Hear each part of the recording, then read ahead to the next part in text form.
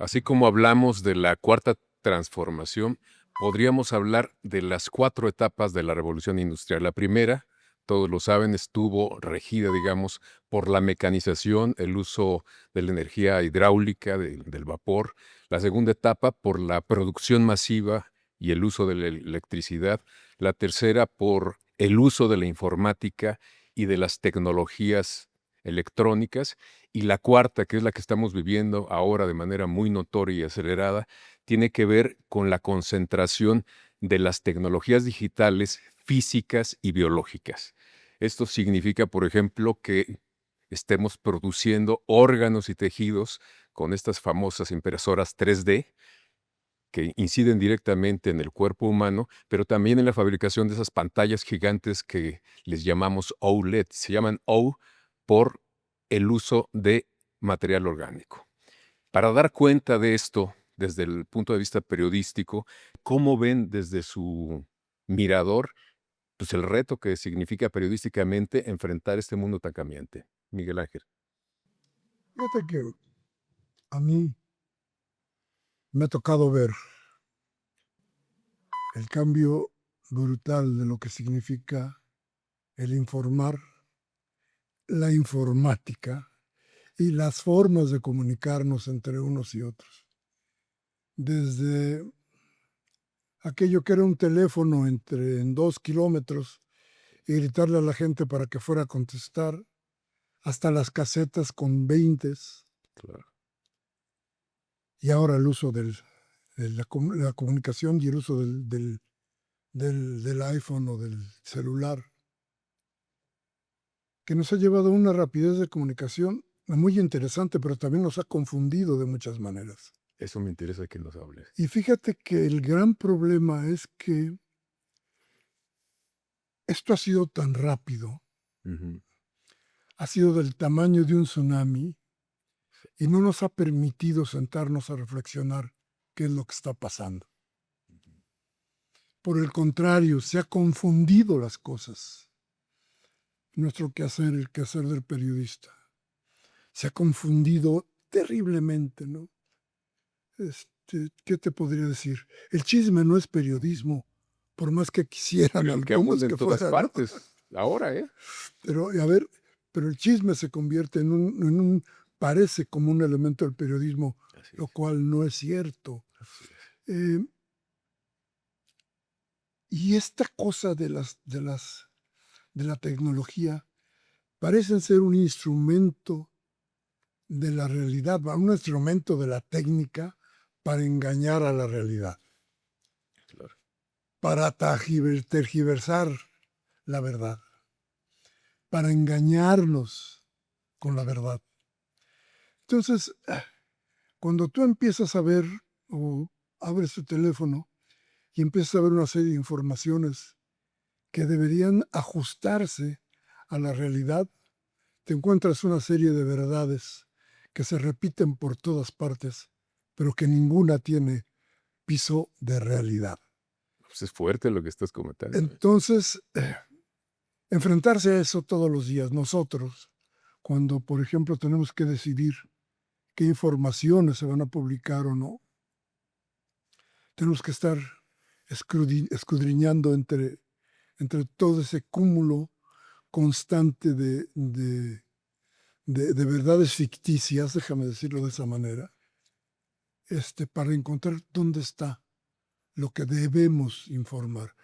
Porque lo que no perdemos los periodistas es la responsabilidad de decirle a la gente qué es lo que nosotros queremos comunicar, cuál es la verdad de nuestro medio, cuál es la realidad que hemos ido a descubrir. Eso es lo importante, pero eso es también lo difícil en el mundo de hoy. Yo no sé si contesto tu pregunta, pero No, pero es muy interesante lo que nos estás planteando. Nos estás hablando de responsabilidad profesional en términos periodísticos, de la importancia de la credibilidad, porque si un medio miente y si lo hace sistemáticamente, pues pierde ese capital que es algo más allá del dinero, que se mucho más. convierte en dinero finalmente y que se tarda uno en construir durante mucho tiempo, pero son construcciones que se tienen que afincar bien. Me gustaría, Roberto, saber ¿Cómo se le hace, digamos, en este mundo con tantas verdades a medias o falsas verdades que circulan ya no cada día, sino cada hora, cada momento, para ofrecerle al lector la certeza de la información que le estás dando? Bueno, pues el periodismo da herramientas que aún con lo vertiginoso que ha sido el cambio, Ujú. hace 40 años poquito más de 40 años cuando se fundó La Jornada, Ajá. vivíamos las últimas épocas en que las noticias se transmitían por fax, por telefax, por teletipo, en lenguaje braille. Claro. Hoy, eso fue hace 40 años, parecería mucho tiempo, pero en términos de la historia es menos que un suspiro. Hoy tenemos teléfonos que en un solo dispositivo podemos llevar una sala de redacción, una cabina de radio y un estudio de televisión Así en es. un dispositivo. La pregunta es si eso ha derivado en un mejor periodismo que el que se hacía hace 40, 50 o ¿Y no ha sido 60 así o años. sí? Me parece que la característica hoy, un poco lo que decía Miguel Ángel, es el periodismo está marcado por la inmediatez y la superficialidad. Creo que entonces las herramientas de que disponemos es precisamente eh, trabajar la información, contrastarla, confirmarla antes de lanzar. Hay todas las semanas, y yo diría que casi todos los días, en nuestro medio y seguramente en todos lados, en todos los países, ejemplos de informaciones que inician con la mañana y a mediodía o a media tarde simplemente ya se murieron, cayeron por su propio peso. Eso, las plataformas digitales, la velocidad con la que viaja hoy la información ha hecho que proliferen rumores, chismes, versiones no confirmadas. ¿Cuál es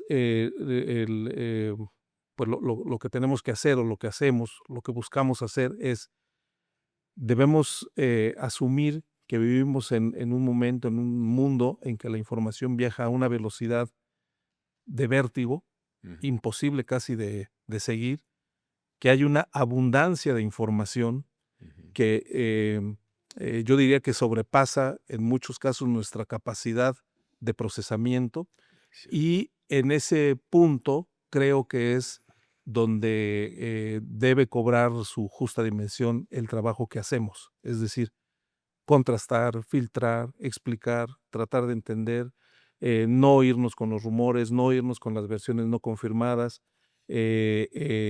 Hay miles de ejemplos de se publica un chismecillo, una versión no confirmada en un periódico, en un canal de televisión, en una estación de radio, y se vuelve el eje de la conversación por días u horas, y luego resultó que era falso, ¿no? Entonces nosotros creo que un poco la tarea que tenemos es contrastar, explicar, eh, seleccionar la información que ofrecemos y todo ello sin renunciar a la profundidad del periodismo. Pero ¿cómo le hacen, Miguel Ángel? Porque pues hay ahora sí que informaciones que no son verdaderas, que surgen, digamos, muy noche ya cuando el periódico tiene que cerrar su edición y dar cuenta al día siguiente de lo más importante que pasó en el día anterior.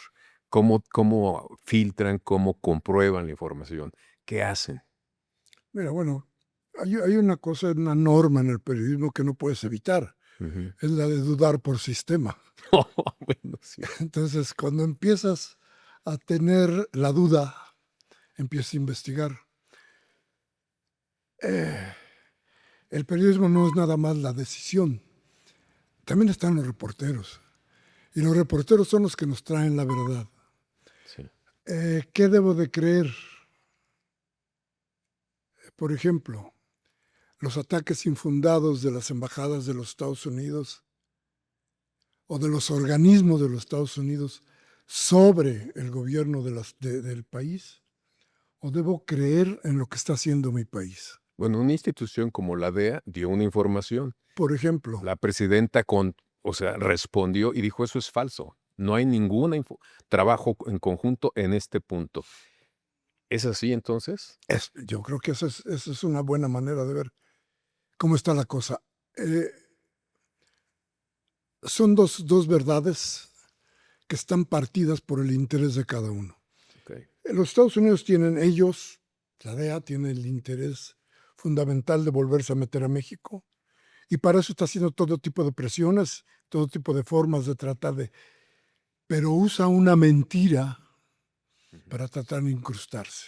Oye, pero si te lo da una institución como la DEA, ¿no debes creerle? No, bueno, porque lo da la DEA no lo debes de creer. Ese es el asunto, ¿no? Sí.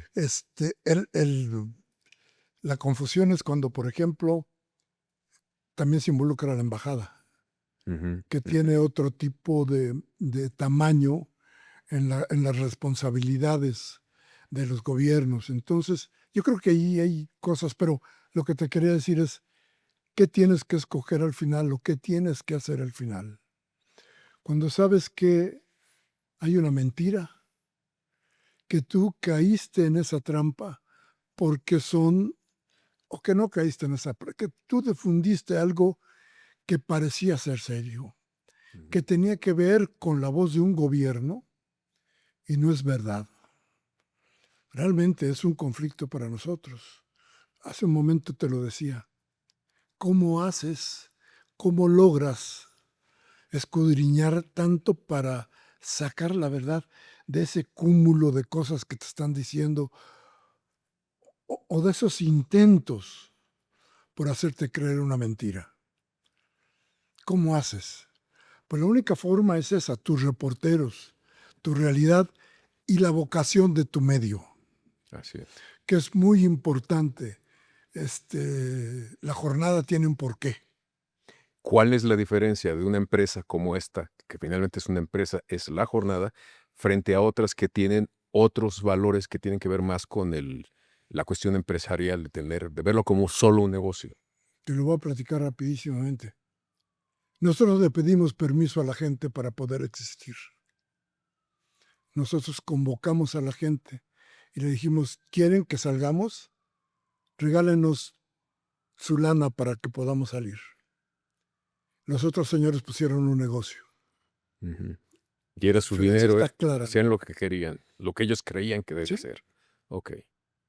No, y en el equipo de gestión también, o sea, en el caso de La Jornada, las decisiones son tomadas por periodistas. Podemos equivocarnos sin duda, pero detrás de cada decisión hay un criterio periodístico que obedece a nuestra historia como periódico primero y hoy como una plataforma, no solo de un diario en papel, ¿no? O sea, Mm. tenemos una historia, tenemos unos principios, podría decir que incluso son explícitos, son públicos, están en nuestra página de internet, es decir, quiénes somos, ¿no? Ujú. Eso somos nosotros eh, y no engañamos a nadie, no mentimos, ¿no? Entonces, por supuesto que podemos incurrir en errores, en fallas, pero nuestras decisiones son periodísticas tomadas por nosotros. Digamos que el periodista esencialmente busca la verdad y quiere compartirla, o cree que es su deber es compartirla, ¿no? Pero imaginemos, Roberto, que yo, reportero, te traigo una nota y te digo, según mis fuentes o fuentes bien informadas, va a pasar tal cosa o se está haciendo tal otra. ¿Qué haces tú con esa realidad? Bueno, mi obligación es, primero, como poner en duda, ¿no? O Y le sea, dices a tu reportero sí, quién es tu fuente. sí, o sea, tengo que tener elementos, por supuesto que un reportero, un periodista tiene, em, pues, ciertos privilegios en decir, bueno, no puedo decirte explícitamente mi fuente, pero bueno, pues en este medio, aquí en el periódico todos nos conocemos, Ujú. tenemos nuestro historial de que, bueno, si has tenido siempre buena información, etcétera. Pero si yo tengo que decidir sobre esa información, pues, la verdad es que primero dudo, confirmo, busco algunos otros elementos para normar mi criterio y después, bueno, pues tomaría una decisión. Si es una cosa delicada, por supuesto que la consulto con la directora, en fin, ¿no?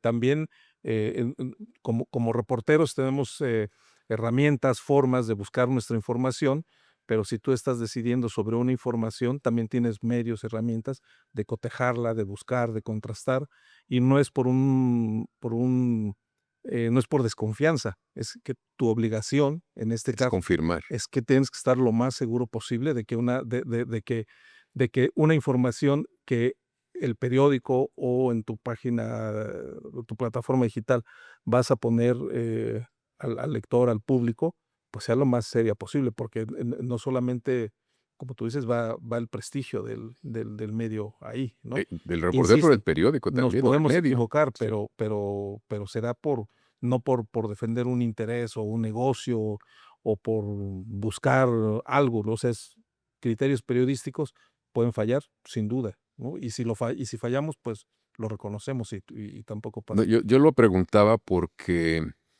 Miguel Ángel, recientemente he visto muchos reportajes, muchos reporteros o presuntamente reporteros que dicen, según mis fuentes o fuentes bien informadas, dicen tal o cual cosa y empiezan a circular y a circular. Y como tú dices, al paso de los días, pues no era cierto.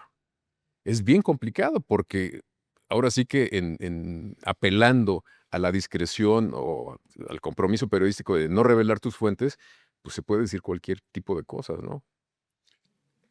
Mira, te lo voy a decir muy claramente. Me parece que es muy irresponsable Ujú. el no revelar una fuente. Se ha hecho un vicio. Sí. Es como uno de los males que le ha surgido al periodismo, porque en un ámbito de libertades como el que supuestamente tenemos, Ujú. nadie debería tener miedo de decir la verdad. Nadie debería de tener miedo de informar. Claro. Entonces no tendría por qué haber voces ocultas. Pero de repente hay algunos cretinos que suponen que se vuelve interesante una información porque dices que tus fuentes que prefirieron guardar silencio. Ah, Simplemente es un y entonces, elemento, qué claro. interesante resulta. No, lo interesante siempre es la información veraz, la información que puede trascender. Ujú. Eso es lo importante. Eso es lo que tratamos de buscar.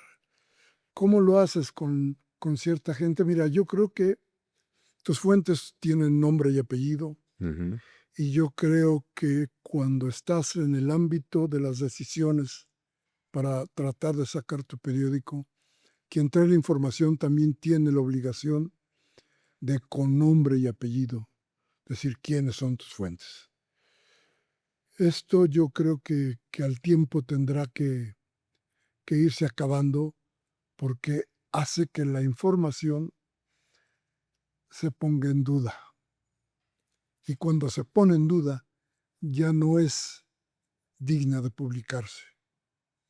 Entonces, eh, creo que esto tendrá que cambiar. Yo creo que va a ir cambiando. Yo creo que los mismos, todos nosotros, todos los que estamos en este gremio, vamos dándonos cuenta de que tenemos que ser cada día más exactos en lo que decimos, más claros en lo que reporteamos. Entonces, ese es el camino que yo creo que y yo creo que va a pasar. Yo creo que llegaremos al momento en que los voceros, la gente que tiene que decir, no tenga miedo de decirlo. Esa es una parte, digamos, del trabajo periodístico. Hay otra que tiene que ver con los riesgos reales de muchos periodistas. La jornada, pues ahora sí que han matado a compañeros reporteros de este periódico y no es el único caso. En México, particularmente, ha habido muchos casos de periodistas asesinados, pero también, por ejemplo, estamos viéndolo en Gaza y en otras partes del mundo. También es otra zona de riesgo. Cómo el reportero o el periodismo se puede ejercer, digamos, con estas dos vertientes tan contrastantes. Unos que mienten por hacer creer que las cosas sucedan de una manera y por otro lado, el hecho de decir la verdad como tú la estás viendo y exponerte a que te eliminen porque pues, eres incómodo. ¿Qué te diría? Mira, yo creo que si tienes miedo, no te dediques a esto. Eso no quiere decir ser inconsciente. No. Yo me acuerdo que cuando terminó la guerra del Golfo. Ujú. Los que habíamos estado en la guerra decidimos hacer un libro. ¿Sabes cómo le platicamos a la gente lo que pasó acá en países que tienes muy poca información, que no sabes qué sucede y que además no saben qué pasa contigo como periodista, como gente que vas a atestiguar un conflicto de ese tamaño? Ujú. Y entonces yo les decía, al principio de mi narración en el libro, me metí a la guerra con unos jeans y un chingo de miedo. Bueno, no mentiste, claro. Y te voy a decir una cosa, para mí era muy importante que ese miedo se reflejara en mi precaución, pero que nunca me impidiera dejar de hacer las cosas. Ujú. Cuando el miedo se convierte en una carga, entonces ya no puedes ejercer esta cosa, ¿no? Si no tienes la razón y la valentía para decir, para hacer una pregunta, nunca vas a obtener nada. Claro.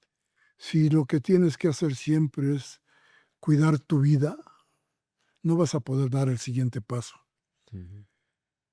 El cuidar de lo nuestro es parte de los gobiernos y de la sociedad. Pero nosotros lo que no podemos hacer es dejar de decir. Y cuando el conflicto es tan grave, cuando la circunstancia es tan profundamente violenta como la que ha pasado en México, no decir es convertirse en cómplice. Arriesgar, pues sí, tienes que arriesgar, pero tienes que decir. Y tienes que decidir cuál es tu camino. Y Es lo- muchas veces, pues, Bueno, nuestros compañeros decidieron bueno, decirle, Miroslava hizo eso finalmente. así es. La última información que publicó daba datos muy fuertes y seguramente ella tenía claro que podía pasar alguna cosa. Así Y es. fue terrible. Así es. ¿Cómo enfrentó la jornada este asesinato de Miroslava y no solo de ella? Bueno, pues primero pues con un gran pesar, porque son nuestros compañeros de muchísimos años, ¿no? Y lo ha enfrentado exigiendo justicia. Para nosotros no se ha hecho justicia, ¿No? Por eso están contabilizando no, todos los no días, se ha hecho claro. justicia, y eso, digamos, es una posición clara. Y en todo momento, ya sea desde los espacios propiamente noticiosos del diario, desde el editorial institucional del diario, desde nuestra rayuela, no hemos dejado de insistir en señalar a personas que con la información que existe sabemos que están involucradas. Hemos denunciado cuando alguno ha quedado libre o Mm. no, y hemos exigido permanentemente justicia, ¿no? O sea, eh, es lo que toca, ¿no? Es lo que toca, no callar, y no callar en los casos que nos golpean directamente, pero tampoco en el del resto, ¿no? O sea, en ese caso, digamos, como periódico, nuestra posición es absolutamente clara, ¿no? O sea, no debemos pasar por alto ningún asesinato de un periodista y quizás simplemente, eh, bueno, o sea, sí establecer que mencionabas el caso de Gaza, ¿no? O sea, ahí el Estado de Israel asesina periodistas. Así es. Eh, Tienes otros ejemplos en El Salvador. El gobierno de El Salvador persigue periodistas, ¿no? O Nicaragua, ¿no? Que también el gobierno de Nicaragua persigue periodistas, calla la voz de periodistas. En México, bueno, pues hay claramente una situación de violencia, de crimen organizado, que asesina a periodistas. Entonces, sí debemos tener claro, ¿no? O sea, de dónde surge esa violencia y condenarla sin matices, ¿no? O sea, no hay un matiz sin matices condenarla Y creo que esa es la posición que hemos tenido. Y ya que tocamos el tema de la ética periodística, de la responsabilidad, me gustaría saber, Miguel Ángel, si el periodismo tiene alguna responsabilidad con las sociedades democráticas. ¿Qué tan importante es? Con las sociedades, no le quitamos lo democrático, Vamos jefe. a quitárselo. Resulta que los gringos son democráticos. Sí, Entonces, sí, digamos que cierto, con las tiene razón, sociedades. cierto.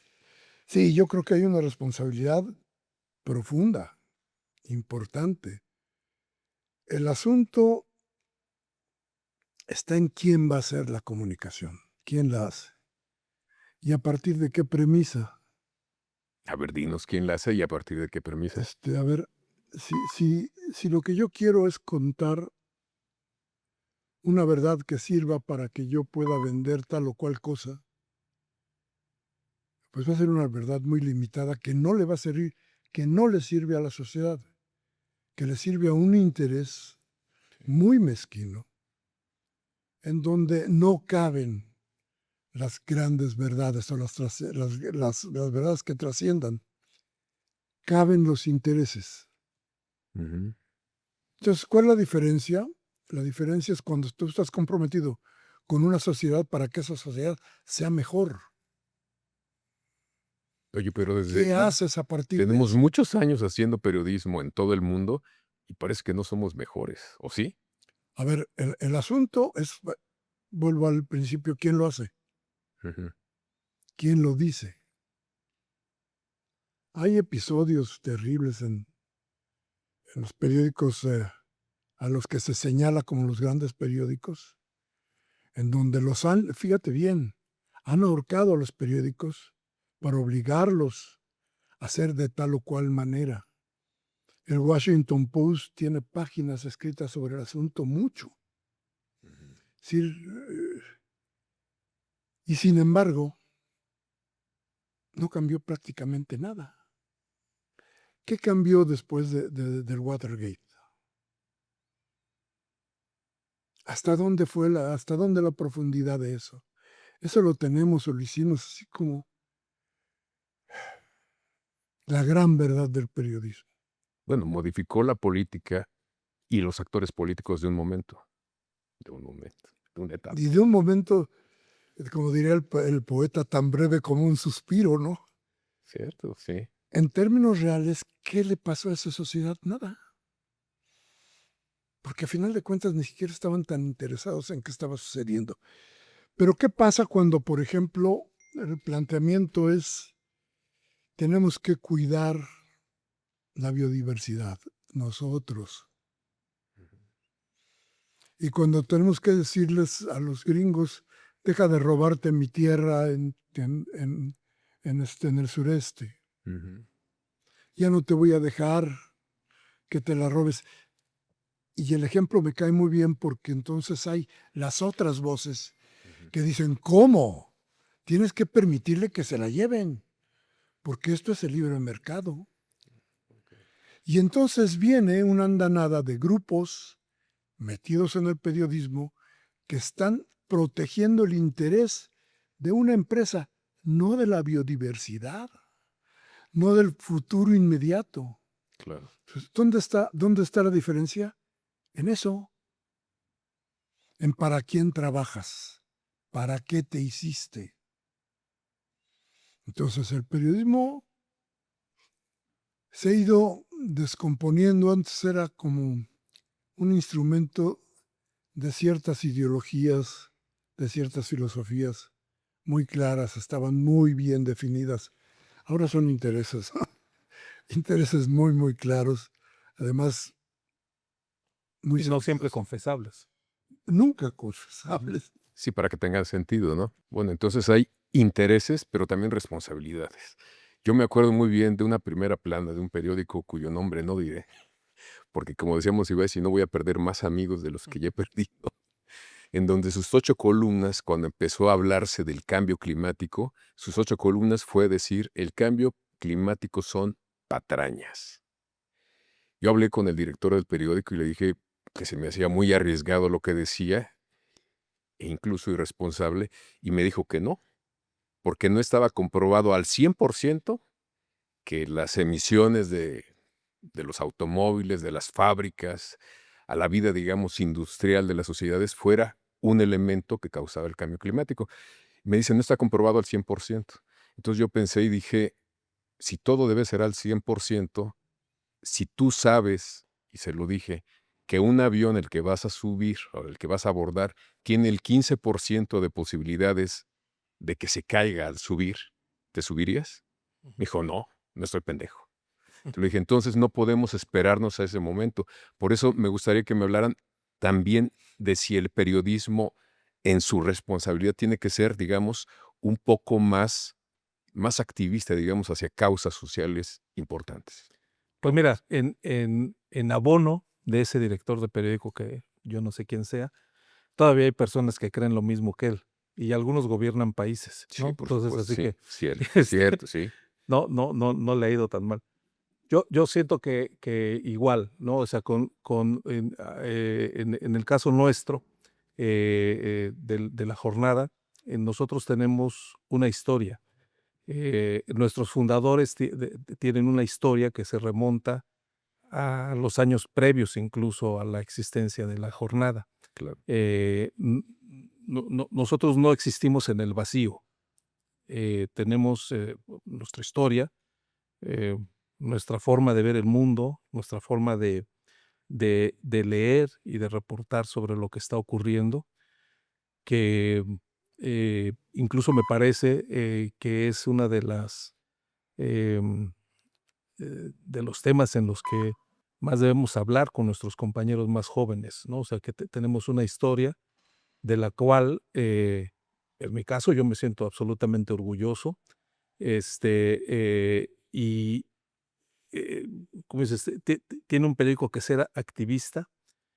A mí me parece que no, que un periódico debe responder a su forma de ver el mundo, a su forma de Documentar el mundo interpretarlo, desde su punto de vista, desde su punto que de va a vista. tratar de ser el ¿Será más objetivo. será, una forma acertada o errónea? Bueno, pues siguiendo con tu anécdota, el tiempo lo va a ir diciendo. Ujú. El cambio climático era una realidad o no era una realidad, ¿no? La información que tenemos hoy es válida dentro de 10 años o debemos tener la visión, la entereza incluso para decir, yo estaba equivocado. Esta nueva evidencia me dice tan cosa y así lo informo. Un periódico se identifica con su historia, ¿no? O sea, y la nuestra, digamos, es muy clara, ¿no? Entonces, yo siento que no necesariamente tenemos que ser, o sea, no activistas, no, hacemos periodismo desde nuestra historia, desde nuestra forma de ver el mundo, de nuestra forma de contarlo, y esos son nuestros principios, ¿no? Y como decía hace rato, los nuestros son explícitos, ¿no? De Están cara al publicados. público, de cara a los Exactamente, lectores, así es. digamos. Entonces, para enfrentar estos cambios tan vertiginosos que estamos viendo, Miguel Ángel, pues el centro son los principios periodísticos. Fíjate que yo creo que el periodismo tiene que ser causa, no interés. Sí, ¿Para qué quieres hacer periodismo? ¿Cuál es el fin? ¿Qué tiene que haber más allá de las planas? ¿qué tiene que ver? ¿Cómo tienes que ir concibiendo lo que se va a dar a la gente? El producto diría yo que de mucha reflexión, de mucha idea,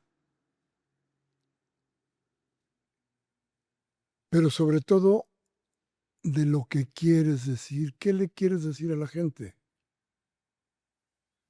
¿Qué es lo que quieres demostrar? Ese periodismo que de alguna u otra manera pues se hace muy poco, Ujú. debería ser nuestra obligación primera. No lo es en muchas partes porque se ha perdido la esencia del por qué ser, de la causa. Eh, nuestra directora Carmen Lira, yo me acuerdo de su trabajo, de sus horas, caminando por las calles de esta ciudad para transmitir que las manifestaciones que se hacían, mira, por ejemplo, en la defensa del gremio de los telefonistas, cuando un señor que se llamaba Salustio Salgado se había apropiado del sindicato. Y entonces se protestaba, los trabajadores protestaban, la gente protestaba. No queríamos, todos estábamos involucrados en el conflicto del Teléfonos de México. Hace 50 años que está el mismo señor que quitó a señor Salustio Salgado, y allá andábamos reporteando y planteándonos qué era lo que venía. ¿Cuál era la causa? Pues la causa era una cuestión justa, porque cuando hablamos de qué es lo que tenemos que transmitir o qué es lo que tenemos como obligación, es eso, lo justo. No quiero pensar en si quiero favorecer esta idea o aquella idea. Quiero hablar de un periodismo que propone, que busca lo justo. Y cuando eso sucede, te salen bien las cosas. No tienes por qué ir a buscar mucho más. Lo justo es lo importante. Y en esa tarea creo que nos hemos metido desde hace 40 años, con el aval y con la resistencia, híjole, no sé hasta dónde, de la directora, de Carmen Lira, que ha visto cómo, con mucho sufrimiento, cómo nació, cómo ha transcurrido, cómo ha crecido, qué es la jornada. Todo esto que hemos dicho, todo eso lo ha vivido ella, todo esto lo ha visto ella. Y entonces aquí estamos en una, déjame decirlo de esa manera, aunque parezca exagerado, estamos en una resistencia para tratar de decir, cuando menos, demostrar la realidad a partir de nuestra verdad. Digamos que contar el cuento de la verdad es un acto de resistencia y es o debería ser la estación central del ejercicio periodístico. Eso creo. Así es. Pues no sé si quieran comentarnos algo más de por qué debemos reflexionar, compartir información frente a la gente sobre lo que ocurre como parte de nuestro trabajo, pero también por la gana de contarnos con responsabilidad algo.